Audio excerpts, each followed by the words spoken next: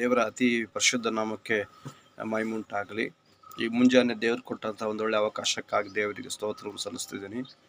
ಈ ವಿಡಿಯೋದಲ್ಲಿ ಸಂದೇಶ ಭಾಗವನ್ನು ಕೇಳುವಂಥ ಎಲ್ಲ ಸಹೋದರ ಸಹೋದರಿಯರನ್ನು ಯೇಸು ಸ್ವಾಮಿ ಹೆಸರಿನಲ್ಲಿ ಹೆಚ್ಚಾಗಿ ದೇವರ ಆಶೀರ್ವಾದ ಮಾಡಿ. ಈ ದಿನ ವಾಕ್ಯ ಭಾಗಕ್ಕೆ ಬಂದಾಗ ಒಂದು ಸಂದೇಶ ಭಾಗಕ್ಕೆ ನಿಮ್ಮೊಂದಿಗೆ ಬರ್ತಾ ಇದೆ. ಇಲ್ಲಿ ಪೌಲನು ಕೊರಿಂಥ ಬರೆದ ಪತ್ರಿಕೆ 2ನೇ ಪತ್ರಿಕೆ ಒಂದು ವಾಕ್ಯ ಹೇಳ್ತಾನೆ. 5ನೇ ಅಧ್ಯಾಯ 17ನೇ ವಾಕ್ಯ, 2 ಕೊರಿಂಥ 5:17. ಹೀಗಿರಲಾಗಿ ಯಾವನಾದರೂ ಕ್ರಿಸ್ತನಿದ್ದರೆ ನೂತನ ಸೃಷ್ಟಿಯಾದನು, ಈಗೋ ಪೂರ್ವ ಸ್ಥಿತಿ ಹೋಗಿ ಎಲ್ಲ ನೂತನವಾಯ್ತು ಅಂತ ಹೇಳ್ತಾನೆ. ನಾವು ಕ್ರಿಸ್ತನಲ್ಲಿ ಇದ್ದರೆ ಎಲ್ಲವೂ ನೂತನವಾಗಿ ದೇವರು ಮಾಡ್ತಾನೆ. ಈ ನೂತನ 2025ನೇ ವರ್ಷದಲ್ಲಿ ನಮ್ಮ ಜೀವಿತದಲ್ಲಿ ಒಂದು ನೂತನವಾದ ಕಾರ್ಯಗಳು ನಡೀಬೇಕಾದ್ರೆ ನಾವು ಕ್ರಿಸ್ತನಲ್ಲಿರಬೇಕು. ಕ್ರಿಸ್ತನಲ್ಲಿ ಇದ್ದರೆ ನಮ್ಮನ್ನು ಯಾರೂ ಕೂಡ ಕದಲಿಸಲಿಕ್ಕೆ ಸಾಧ್ಯವೇ ಇಲ್ಲ.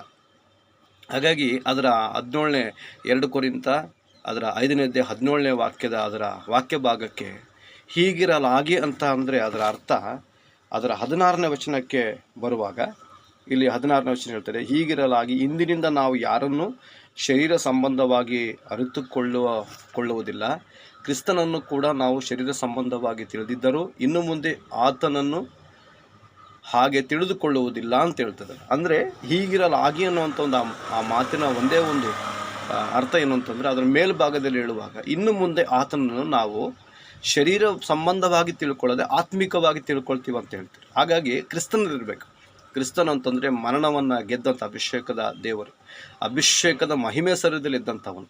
ಆ ಮಹಿಮೆ ಶರೀರದಲ್ಲಿ ಇದ್ದಂಥ ಕ್ರಿಸ್ತನನ್ನು ನಾವು ಅಂಗೀಕರಿಸಿಕೊಳ್ಳುವಾಗ ನಮ್ಮ ಜೀವಿತಗಳಲ್ಲಿ ದೇವರು ಬದಲಾವಣೆಗಳನ್ನು ಕೊಡ್ತಾನೆ. ಅನೇಕ ಸಲ ನಾವು ಹೇಳ್ತೀವಿ, ದೇವರೇ ನನ್ನ ಕೃಪೆ ನಮಗಿಲ್ಲ, ಆಶೀರ್ವಾದ ಇಲ್ಲ, ಬಿಡುಗಡೆ ಇಲ್ಲ. ಯಾವತ್ತೂ ಕೂಡ ದೇವರು ಪ್ರಲಾಪ ಪುಸ್ತಕಗಳಲ್ಲಿ ಯೆರೆಮೀಯನು ಬರೀತಾನೆ, ಆತನ ಕೃಪಾವರಗಳು ಎಂದಿಗೂ ನಿಂತು ಹೋಗುವುದಿಲ್ಲ.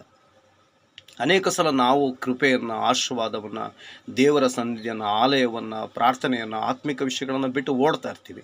ಅದಕ್ಕೆ ಪೌಲ 2 ಕೊರಿಂಥ ಅದರ 5ನೇ ಅಧ್ಯಾಯ 17ನೇ ವಚನದಲ್ಲಿ ಹೇಳ್ತಾ ಇದ್ದಾನೆ, ಹೀಗಿರಲಾಗಿ ಯಾವನಾದರೂ ಕ್ರಿಸ್ತನಲ್ಲಿದ್ದರೆ ಅವನು ನೂತನ ಸೃಷ್ಟಿಯಾದನು, ಈಗೋ ಪೂರ್ವ ಸ್ಥಿತಿ ಹೋಗಿ ಎಲ್ಲ ನೂತನವಾಯಿತು. ಪೂರ್ವ ಅಂದರೆ ಹಳೆಯ 2024ರ ಏನೆಲ್ಲ ಕಷ್ಟಗಳು, ಬಾಧೆಗಳು, ಸಮಸ್ಯೆಗಳು ಏನೆಲ್ಲ ಪೂರ್ವ ಸ್ಥಿತಿಯಲ್ಲಿ ಅನುಭವಿಸಿದೆವೋ 2025ನೇ ವರ್ಷಕ್ಕೆ ನಮ್ಮ ಜೀವಿತದಲ್ಲಿ ಒಂದು ಸುಭಿಕ್ಷೆ ವರ್ಷವಾಗಿ, ಆಶೀರ್ವಾದ ವರ್ಷವಾಗಿ ದೇವರು ಮಾಡಲಿ.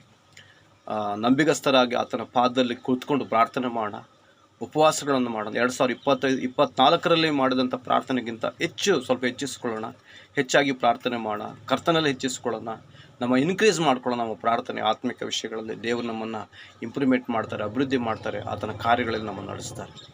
ಹೀಗೆ ವಾಕ್ಯದಲ್ಲಿ ಪೌಲನು ಹೇಳೋ ಪ್ರಕಾರ ಕೊರಿಂಥ ಸಭೆಗೆ ಹೇಳುವಂಥ ಈ ವಾಕ್ಯ ಇವತ್ತು ನನಗೂ ನಿನಗೂ ಕೂಡ ಅನ್ವಯಿಸಲ್ಪಡುತ್ತೆ. ನಾವು ಇದನ್ನು ಆತನ ಪಾದದಲ್ಲಿ ಬಂದಾಗ ನಮ್ಮನ್ನು ದೇವರು ಕೈ ಹಿಡಿದು ಮೇಲಕ್ಕೆತ್ತಿ ನಮ್ಮನ್ನು ಆಶೀರ್ವದಿಸ್ತಾನೆ. ಈ ವಾಕ್ಯಗಳ ಮೂಲಕ ದೇವರು ನಿಮ್ಮನ್ನು ಆಧರಿಸಲಿ, ಬಲಪಡಿಸಲಿ, ಕೃಪೆಯಲ್ಲಿ ಮರೆಮಾಚಲಿ. ಬೇಕಾದ ವಿಶೇಷವಾದ ಬಲ, ಈ ದಿನದ ಬೇಕಾದ ಕೃಪೆ ದೇವರು ಅನುಗ್ರಹಿಸಲ್ಪಡಲಿ. Thank you. Praise the lord. ನಿಮ್ಮೆಲ್ಲರಿಗೂ ವಂದನೆಗಳು.